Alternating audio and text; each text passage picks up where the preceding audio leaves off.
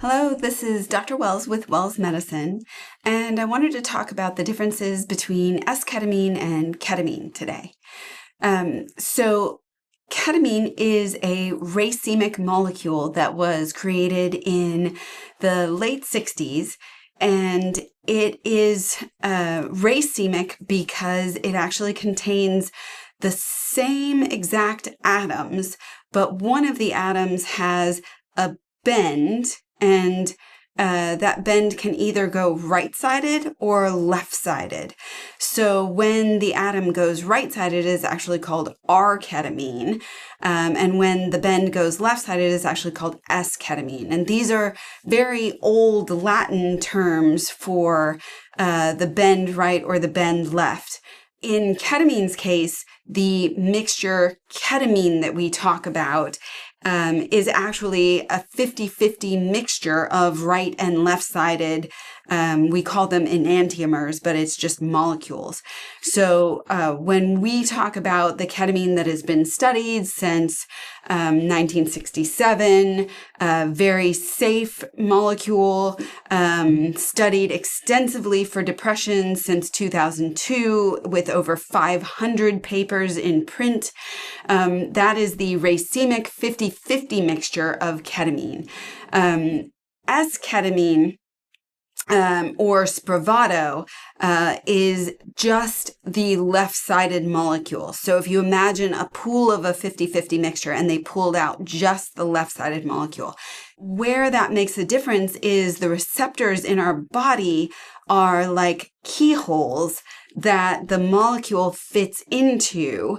And because there is a specific key, sometimes molecules that have a right-sided bend don't fit a left-sided keyhole, even when all of the atoms and the arrangement of atoms are the same except for the bend.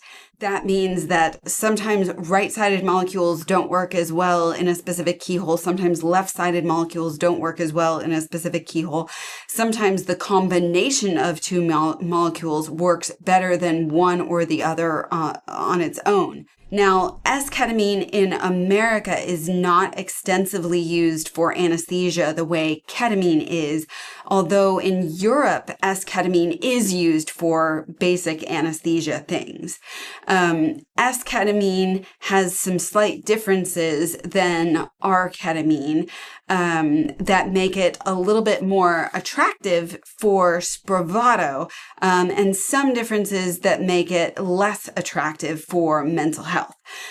So, for example, if you were giving patients similar IV doses of S-ketamine and racemic mixture ketamine, the S-ketamine is a little bit more potent than the racemic mixture ketamine.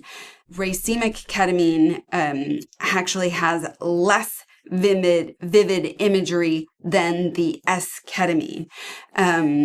So what this means is that if you could spray a dose of S-ketamine into the nose that was the equivalent of IV ketamine, then that dose would be somewhat more potent than IV ketamine. However, this is kind of negated by the fact that when you spray something up the nose, you're only absorbing somewhere between 16 and 20% of that.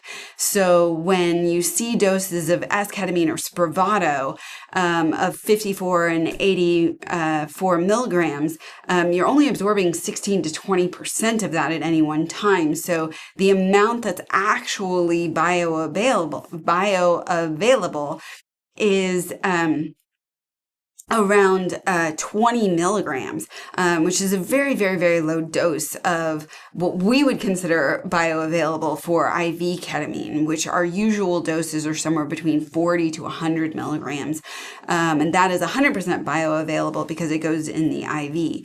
Now, when you're spraying something up your nose, you're also getting an immediate effect of the ketamine, which for some people, that's a very, very high spike all at once, and it can be quite intense, but then it fades away very quickly. Whereas we can deliver the same dose over 40 minutes, very slowly, very gently, without kind of going too far, but then coming back too quickly. So in some sense, the way that it's delivered is really the limiting factor on Spravato, not really the potency or the vividness of the experience. But in America, we don't really have an IV version of S-ketamine to be able to do experiments on. And when they have done experiments comparing S-ketamine IV versus racemic ketamine, in Europe, they actually found that for equipotent doses for mental health care reasons, the racemic ketamine seemed to have a stronger effect. And we really don't have a good explanation for why that is yet. The theory was that maybe the R-ketamine was actually the more potent for mental health care, but they created a drug out of R-ketamine, as drug companies do. They created a drug out of R-ketamine that they had in the pipeline for approval, but the preliminary studies on the R-ketamine product actually showed that it wasn't more effective than the racemic mixture ketamine either. So we're kind of left in a place where the left and the right-sided molecules are not more effective than the mixture when given IV for mental health reasons. So that's just a little bit about the difference between S-ketamine, R-ketamine, and regular mixed racemic ketamine, which is the most common kind and the only kind available for IV use. And at least in America at this time. For the best information that we have from studies, it appears that the mixed ketamine, the right and the left side molecules, combined in our normal ketamine mixture, is the most effective for mental health care, and is the only IV formulation that's available currently in America.